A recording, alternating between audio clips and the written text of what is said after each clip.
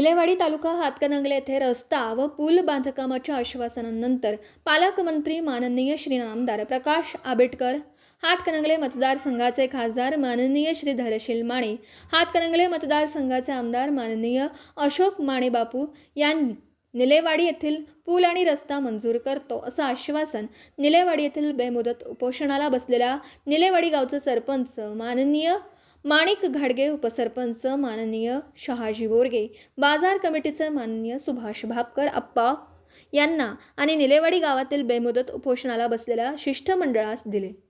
पालकमंत्री आमदार माननीय श्री प्रकाश आंबेडकर यांच्या हस्ते सरपंच माणिक घाटगे, वडगाव बाजार समिती सदस्य सुभाष भापकर यांना सरबत देऊन आंदोलन स्थगित करण्याची विनंती केली, असे आमच्या प्रतिनिधींशी बोलताना माननीय पालकमंत्री आमदार प्रकाश आंबेडकर, खासदार धैर्यशील माने, आमदार अशोक माने यांनी सांगितलं.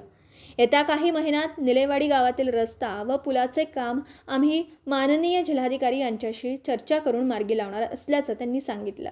या रस्त्यासाठी व पूल बांधकामासाठी 7 ते 9 कोटी रुपये खर्च येणार असून तो आमच्या फंडातून देणार असल्याचं त्यांनी सांगितलं.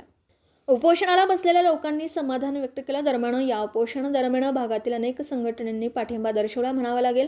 शाळा व्यवस्थापन समितीचे अध्यक्ष संतोष भोसले, ग्रामपंचायतचे सर्व सदस्य, जिल्हा परिषदेचे सदस्य शुभांगी कुंभार, पंचायत समितीचे सदस्य भारत पाटील, नाना व निलेवाडीतील ग्रामस्थ, महिला मोठ्या संख्येने उपस्थित होत्या.